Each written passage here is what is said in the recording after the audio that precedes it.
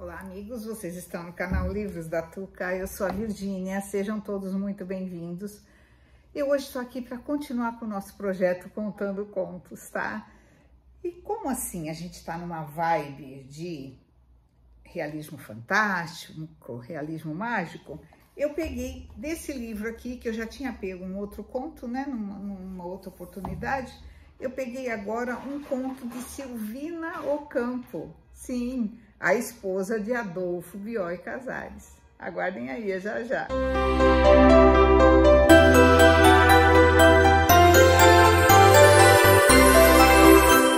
Gente, o nome do conto é A Expiação, tá? Escrito pela Silvina Ocampo. Deixa eu ver se fala aqui no que. Não. Os livros dela não são muito conhecidos aqui para nós, né? Eu pelo menos não conheço. Aqui tem vários, tem só um em português, ó, Poemas de Amor Desesperado. Os outros estão todos em espanhol, que são citados aqui, então não sei. Aqui aparece nessa antologia que foram contos escolhidos por eles mesmos, pelos três, né? E muito interessante, tá? Bom, o que acontece nesse conto? Tem um casal, o Antônio e... não fala o nome dela, né? Não diz o nome dela. É a narradora, né? Eles casaram há pouco tempo, são muito felizes e tal, mas ela começou a ver coisas no marido que antes ela não percebia. Ele sempre gostou de criar animais. Então, ele criava pássaros, só que eram muitos pássaros, e os pássaros tinham nomes exóticos, tipo Maria Calá, eram nomes de cantores, assim, né? Quer ver? Alfavaca, Serranito, tem Mandarim, nomes assim diferentes. Ele conversava com os pássaros e os pássaros o entendiam, aparentemente, e ele os amestrava. Né? Ele mandava bilhetes para um amigo através dos pássaros. Muito interessante essa parte. Só que assim, foi passando o tempo e ela percebeu que o marido estava se afastando dela. A vida do marido eram os pássaros, entendeu? Ele era mecânico e tal, mas assim, nas horas vagas, ele queria ficar com os pássaros.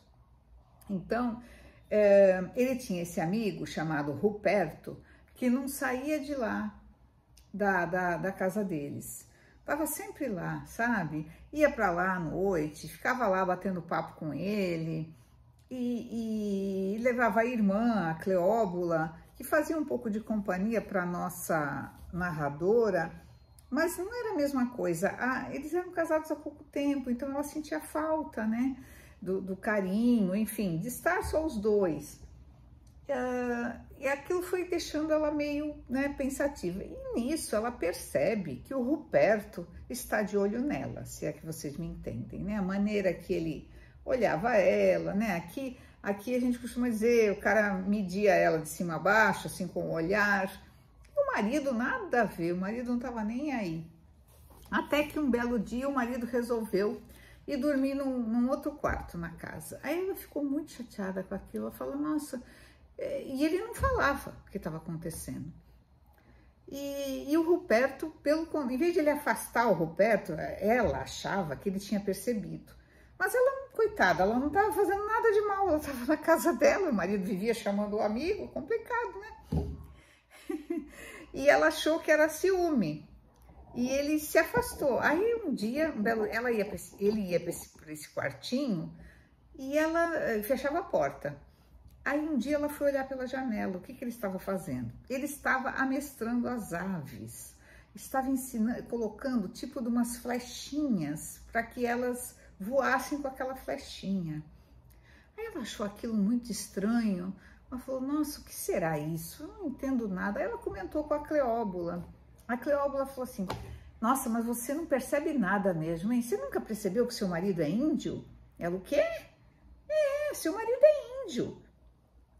Bom, para mim não importa se é índio, o que ele é, qual é a descendência dele, não importa. Não, eu tô te explicando que é o seguinte, os índios, eles têm esse, é um veneno que eles colocam em flechinhas, é um veneno chamado curare.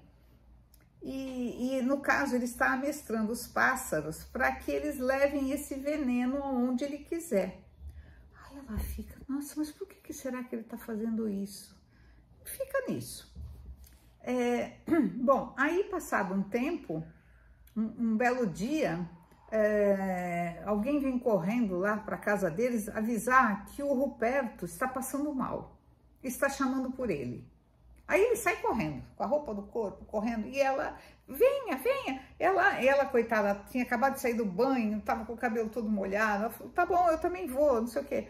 Mas aí ela fica um pouco para trás. Aí daqui a pouco ele volta e fala assim, eu consegui salvá-lo, eu consegui salvá-lo. Aí ela assim, ah, mas então era uma brincadeira? Não, não era uma brincadeira.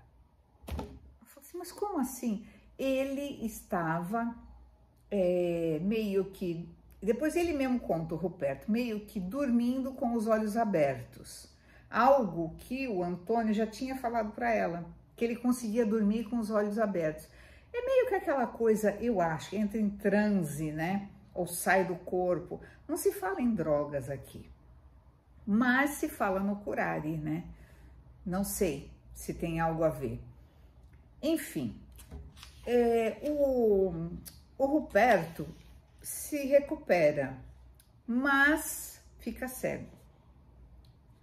Segundo o Antônio, ele não estava cego, ele estava louco, porque achava que estava cego. Negócio meio realismo fantástico, né, gente? Bom, resultado, depois disso, mesmo cego, entre aspas, o Ruperto ficava lá na casa deles.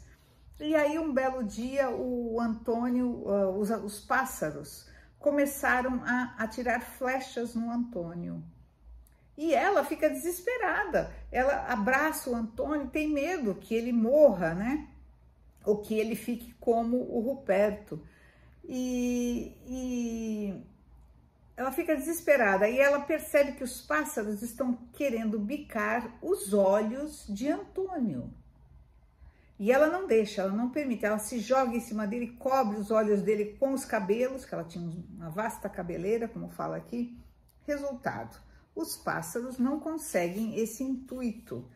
Mas, como ele recebeu muitas flechadas com curare, ele fica igual o Antônio, igual o Ruperto, meio que de olhos abertos, né? Cego, entre aspas. O que vocês acham dessa história, gente? É muito estranho, né? Ao final aqui. Compreendi a dor que ele havia suportado para sacrificar e dispor-se a sacrificar tão engenhosamente com aquela dose infinitesimal de curare e com aqueles monstros alados que obedeciam às suas caprichosas ordens como enfermeiros. Os olhos de Ruperto, seu amigo, e os dele, para que nunca mais, coitadinhos, pudessem me olhar. Então, ela entendeu que foi tudo por ciúmes dela. Ele fez o Ruperto não enxergar mais, e aí, ele, triste de ver o amigo daquele jeito, ele acabou infligindo a si mesmo o mesmo destino. É esse o conto, gente. Eu fiquei pensando... Não sei, posso estar enganada. Os três aqui, eles também são três, né? O Adolfo, a Silvia e o Jorge Luiz Borges. Vocês sabem que o Jorge Luiz Borges ficou cego no final da vida, né? Será que tem algo a ver? Será que o Jorge... Eu também já pensei nisso antes. Será que o Jorge Luiz Borges gostava da Silvia também? Não sei. Se alguém souber essas fofocas literárias, eu adoraria saber. Conta aqui pra mim, tá bom? Pode ser que esse conto que ela escreveu tenha algo a ver de realidade. Ou realismo mágico. Ou realismo fantástico. Vamos ficar com isso na cabeça, né? O que será? O que será que aconteceu realmente? Espero que vocês tenham gostado, gente. Quem gostou, coloca o positivo aqui e comente se já havia lido esse conto, se conhece alguma obra da Silvia, eu gostaria de conhecer. Um beijo, obrigada, tchau!